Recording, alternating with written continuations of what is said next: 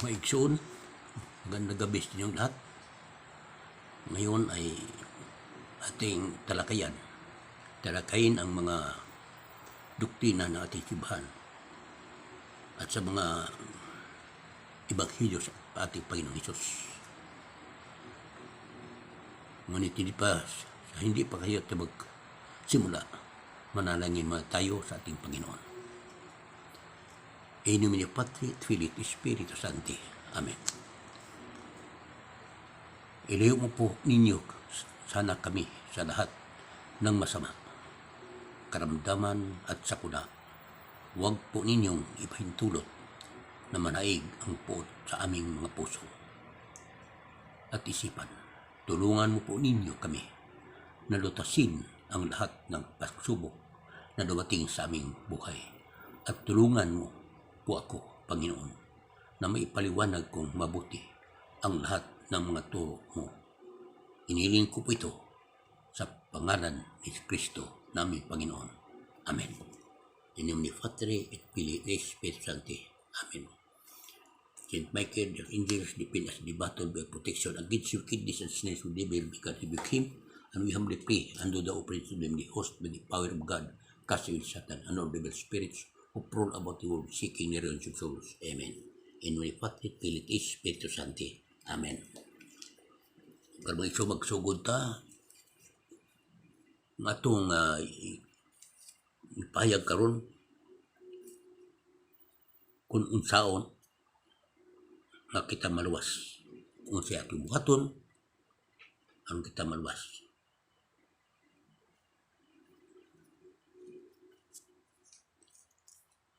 Atong mabasa di sa Deuteronomy chapter 26 verse 16 at 17. Ito ang ating mabasa. Today, the Lord your God commands you to obey all His laws, so obey them faithfully with all your heart. Today you have acknowledged the Lord as your God. You have promised to obey Him, to keep all His laws, and to do all that He commands. Ngayong adlaw, gisugo kamo sa Ginoo ngayong Dios sa pagtuman ng tanang mga balaod sa bukos ninyong kasing-kasing ug kalag. Ipahayag ninyo karon nga ang Ginoo mao ang inyong Dios ug magkinabuhi kamo sumala sa iyang kabuton. Tumanon ninyo ang iyang mga sugo. Unsa ko no? Magbuhi kita, magkinabuhi kita ubos sa kabuton sa Dios ug magbatinuanon kita sa iyang mga sugo. Munay awhag, munay sugo sa atong Ginoo. Sa Deuteronomy chapter 26 verse 16 to 17. Ano ang sabi naman ng Genesis chapter 22 verse 1 to 3? Anong sabi niya dito? Sometime, 22 verse 1 to 3. Sometime, later God tested Abraham. He called to him, Abraham. And Abraham answered, Yes, here I am. Take your son. God said, your only son, Isaac, whom you love so much, and go to the land of Moriah. There on the mountain that I will show you, offer him as sacrifice to me. Na in-offer yan si Isaac. Ang gusto ng Panginoon, i-offer ni Abraham yung kanyang isang anak na si Isaac. Unya, wala madugay, isulayan sa Dios si Abraham. O gitawag siya Abraham. Ug si Abraham itubag, ani ako. Ngayon ang Dios, dad-a si Isaac, ang bugtong mong anak na imong higugma ug lakaw ngadto sa yuta sa Moriah. Ihalad siya pinagi sa pagsunog kaniya didto sa bukid nga gitudlo ko kanimo. Unya gituman gyud ni Abraham tungod sa indako nga pagtuo, dili nga pagtunghaguka. Sa Genesis 22, 15 at 16. Ito ang mabasa natin. The angel of the Lord called to Abraham from heaven a second time. I make vow by my own time. The Lord is speaking that I will richly bless you because you did this and did not keep back your only son from me. I promise that you will give you as many descendants as there are stars in the sky or grains of the sun along the seashore. Gikan sa langit ang anghel sa Ginoo tawag pag-usab kang Abraham. Ingon siya ang Ginoo. Nag-ingon ipanumpa ko kanimo sa akong ngalan nga panaranginan ko ikaw pag-ayo kay gihimo mo man kini nga wala mo ihikaw kanako ang imong anak, ang imong bugtong anak. Isaad ko usab kanimo nga tagan ko ikaw mga kaliwat nga sama kadaghan sa bituon sa langit ug sa balas sa baybayon. Buntugon sa imong kaliwat ang ilang mga kaway. Nakita natin, makita kung paano tinupad ni Amang Abraham ang utos ng Panginoon. Ano naman ang sabi ni Haring David? Psalms chapter 119 verse 1 to 3.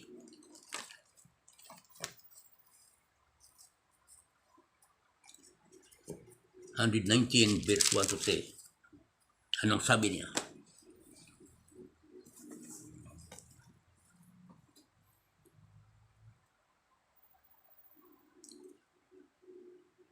Happy are those whose lives are faultless, who live according to the law of the Lord.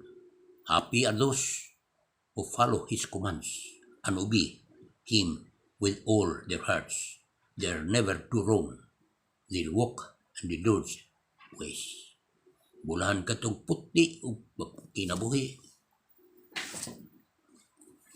O pagmatimanon sa braod sa Ginoo, bulahan sila na magtuman sa iyang mga sugo. O sa kininikasay o simba kaniya, wala silang magbuhat og dautan, kundi nagkinabuhi sumala sa iyang kabugton. Ito ang sabi ni Haring David na dapat magkinabuhi tayo ng magandang asal para sa Panginoon. At sa San Mateo 5:44, anong sabi ni Kristo sa Ebanghelyo ni San Mateo? Ito ang mabasa natin.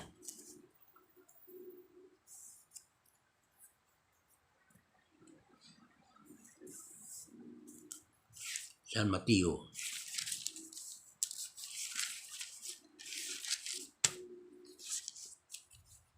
San Mateo 5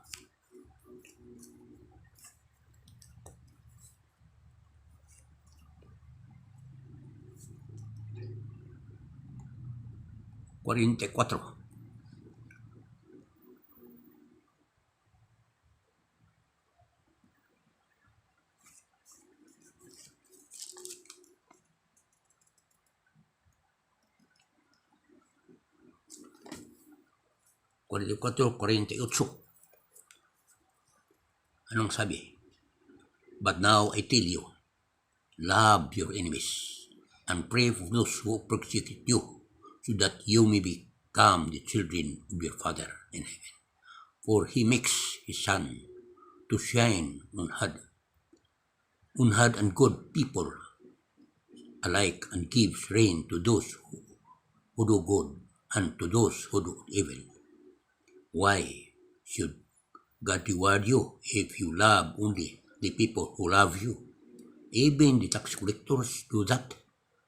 And you speak only to your friends. Have you done not anything out of the ordinary? Even the pagans do that.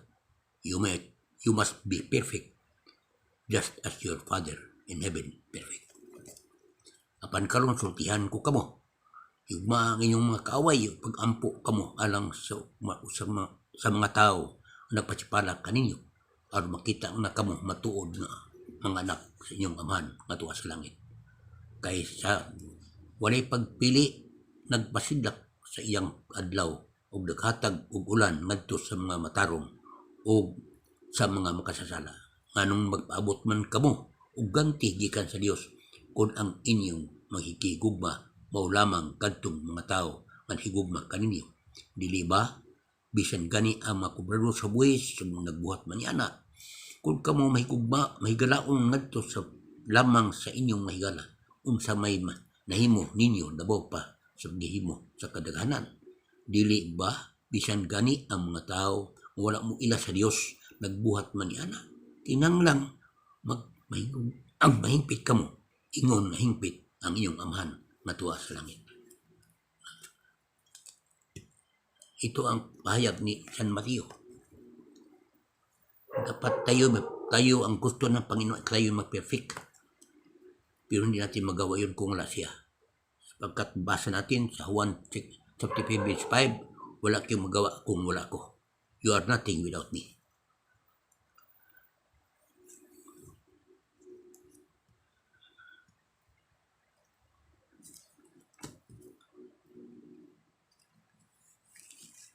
Ano namang sabi ni San Lucas? Basa natin sa Ebanghelyo ng San Lucas chapter 13 verse 25 to 26.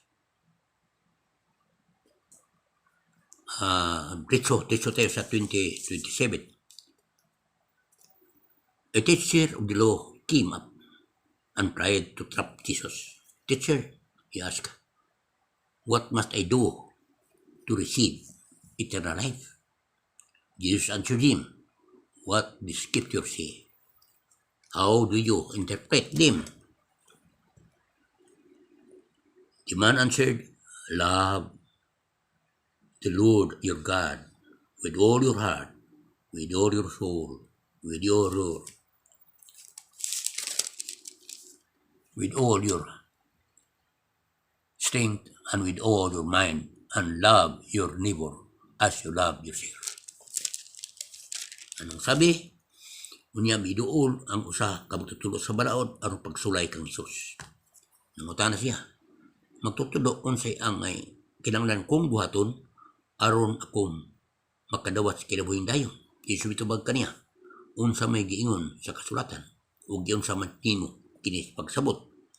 Ang magtutulo sa balaod mitubag, hiugma ang Ginoo nga imong Dios sa tibuok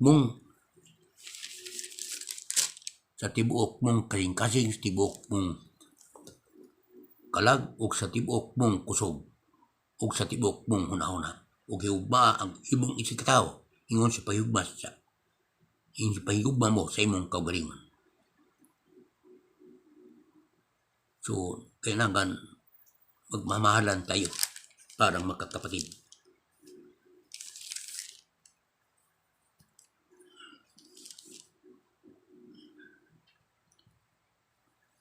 Ano naman ang sabi ni Kristo doon sa Ebanghelyo ni San Juan? John chapter 1 verse 12 to 13.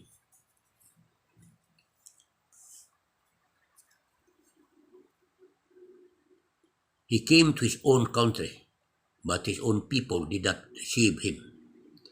Si Kristo hindi tinanggap sa kanilang bayan.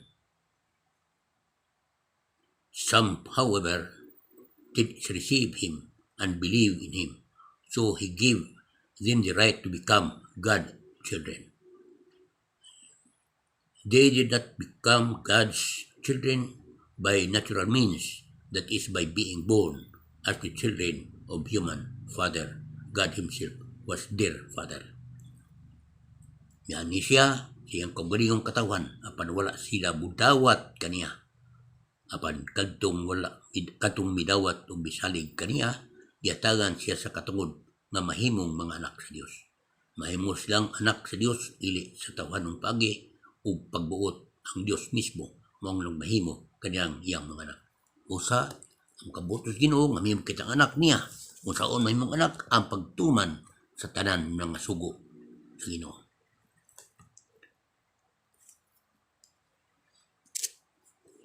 Patuloy tayo.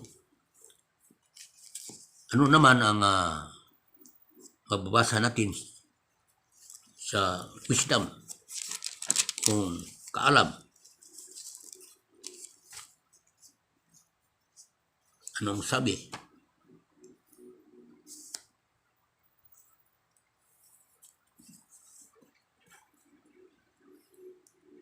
When God comes, Wisdom chapter 3 verse 7 to 8. 19. When God comes to reward the righteous, they will bless out against the wicked, like fire and straw. They will roll over nations and people, and the Lord will be their king. However, those who have put their trust in God will come to understand the truth of His ways.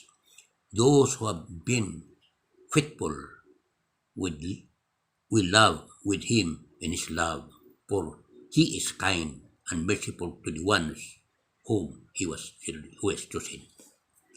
Iabot sa Dios aron pagganti sa mga matarong musidlak sila atubangan sa mga dautan. Daw kalayo diya sa mga supot, nagmando sila sa kanasuran o katawhan o ang Ginoo mao'y maghari kanila hangtod sa kanturan. Sila nagsalig sa Dios, makasabot sa kabaturan, sila nga matinumanon kaniya magkinabuhi uban kaniya diya siyang gugma ug siya maayo ug maruyon kanila nga iyang dipili. Busa ang dipili sa Dios mo kutong maayo. Yung mga mabuting tao, hindi siya gusto yung mga masamang tao na walang pagrespeto sa kanya, walang pagmahal sa kanya, hindi tumutupad sa kanyang kautusan.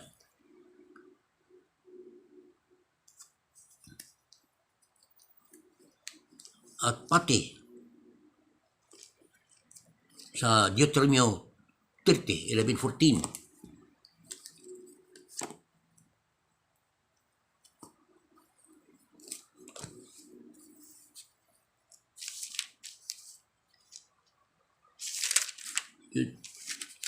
Deuteronomy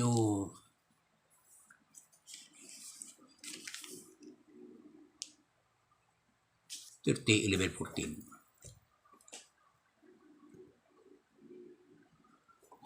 Sabi niya,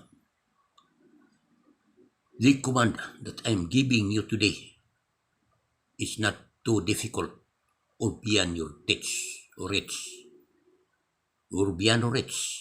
It is not up in the sky.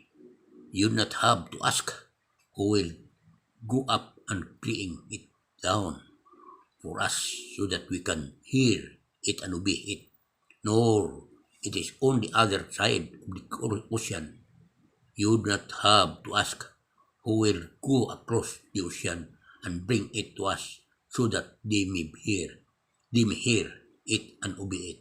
No, it is here with you. You know it and can quote it. So now, obey it. Ang kautusan is ay hindi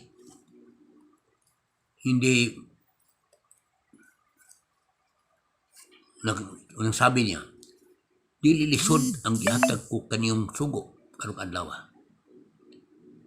Wala kini dito sa langit. Busa dili ka mo makaingon kinsa may moadto sa langit aron pagkuha nini anang kanato aron kita makadungog ug magtuman niini. Wala usab kini dito sa tabok sa laod ug mingon kamo kinsa may motabok aron pagkuha nini aron makadungog kita nga makatuman nini.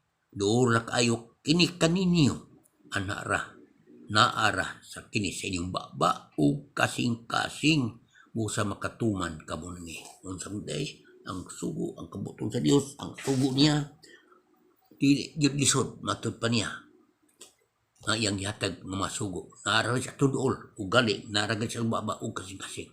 Busa way rason nga di ta makatuman kun magmatud-anon lagi ta sa Dios. Ngunit sulti sa tuwino, buwatay mahimo kay mao iyang kagustuhan. Ang sabi, sulti niya San Mateo. Iba ni San Mateo.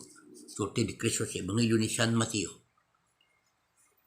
Sa iyang payag, ingon niya San Mateo 19,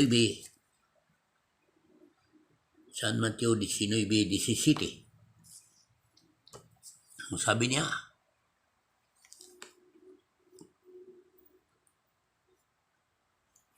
Disinoybe.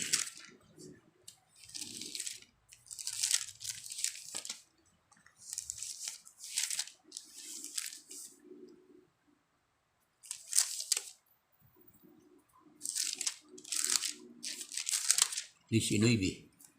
Disiti.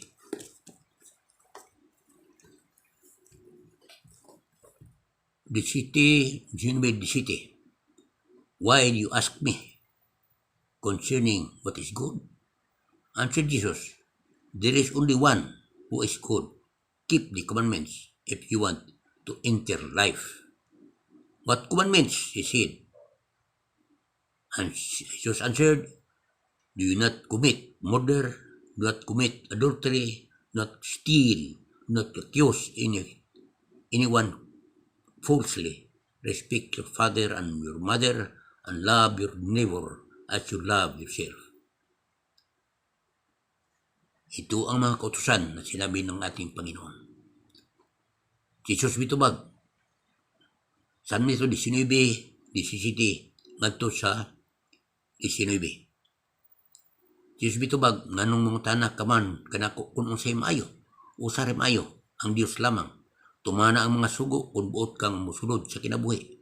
Siya nang utana unsang mga sugo Jesus mitubag, ayaw pagpatay, ayaw panapaw, ayaw pangawat, ayaw pabakak, tahura ang imong amahan o minahan, o yugmaa ang imong isigtaw sama sa imong kaugalingon. Muni, ito ang mga utos ng ating Panginoon. At ito'y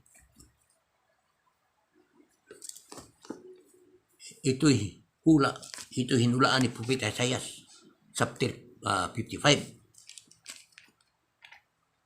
Hinulaan ito ni Propeta Isaias, chapter 55. Chapter 55.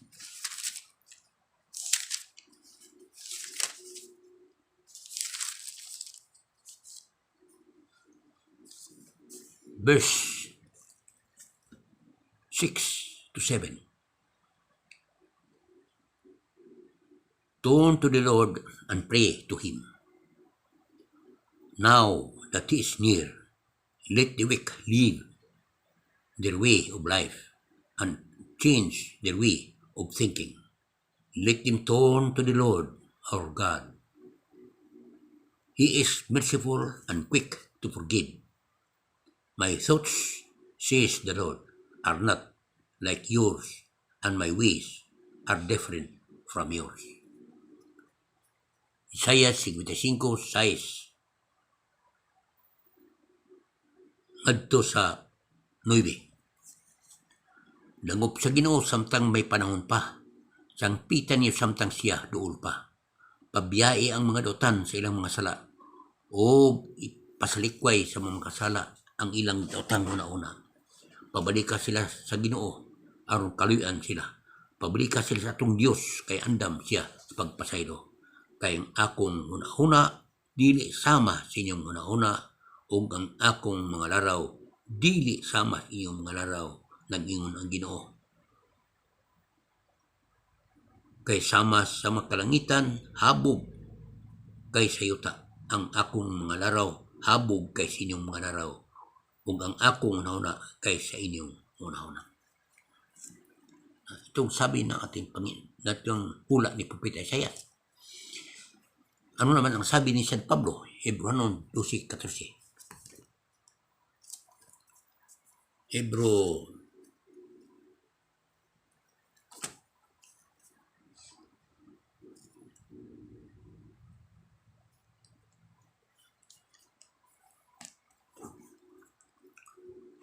anong sabi ni San Pablo?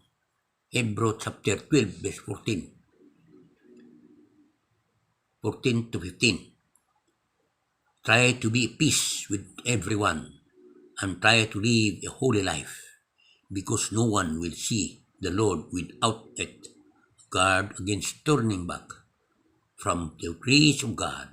Let no one become like a bitter plant that grows up and causes many troubles with its poison. Let no one become immoral or unspiritual like Esau, who for a single meal sold his rights as the older son. Afterwards, he wanted to receive his father's blessing, but he was turned back because he could not find any way to change what he had done, even though in tears he looked for it. Nga sa ito pa, paningkamuti ninyo ang pagpakidait sa tanang tao ug sa pagkinabuhi nga balaan, kay gawas nini walay makakita sa Ginoo. Sa kuno ay magpaningkamot sa pagpakidait sa tanang tao ug sa pagkinabuhi nga balaan, kay gawas nini walay makakita sa Ginoo. Pagmatngon kamo nga walay usa kaninyo nga mubiya sa grasya sa Dios, ug matnguni nga walay usa kaninyo nga may sama sa mapait nga tanom nga motubo ug magkahasol sa uban pinagi sa hilo nini. Matnguni usab ninyo nga dili kamo maghimong immoral o mahimong dili espirituhanon sama kang Esau nga nagbaligya siyang katungod sa pagkapanganay nga anak tungod lamang sa usa ka pagkaon.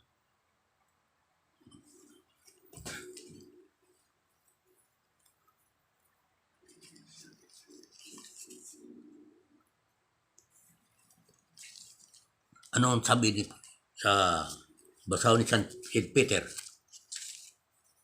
St. Peter chapter 2 verse 3 to 6.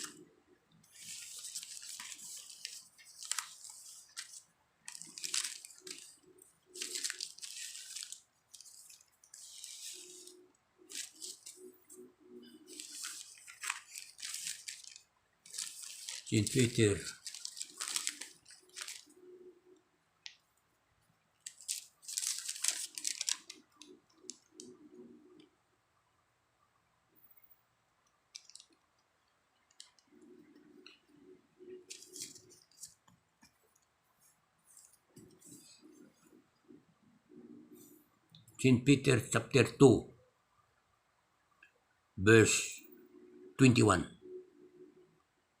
24.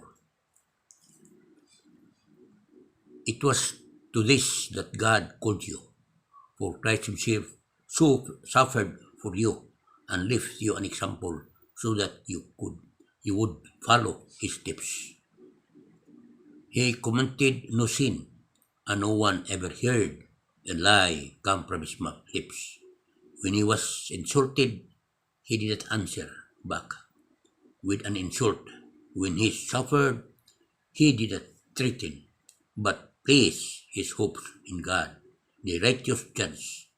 Christ himself carried out sins in his body to the cross so that we might die to sin and live for righteousness. It is by those wounds that you have been healed. Nga gitawag kamo sa Dios aron pag-antos kay si Kristo, nag-antos man tungod kaninyo ug naghatag kaninyo panag-ingnan aron inyong sundon. Wala sa makasala o mamakak. Sa diyang gibugal-bugalan siya, wala siya bubalos sa pagbugal-bugal. Sa diyang gisakit siya, wala siya mo manghulga. Gisalig hinunya ang tanan ngadto sa Dios, ang matarong nga maghukom. Dito sa cross gidala ni Kristo, diya siyang dawas ang tanan tang mga buhi, ang tanan tang mga sala aron dili na kita magpakasala o dili magkinabuhi ng matarong pinagi sa iyang samad na nga ayo kamo. Praise God. Ito ang sabi ni Kristo sa sulat ni San Pedro chapter 2 verse 2 to 4. Kung manghinaot kita, I hope na matupad natin ang anumang mga utos ng ating Panginoon. Dahil kumakapit lang tayo sa Kanya para tayo'y mailigtas kung gusto tayong maligtas. Maraming salamat. Magandang gabi sa inyong lahat. Ipakishare naman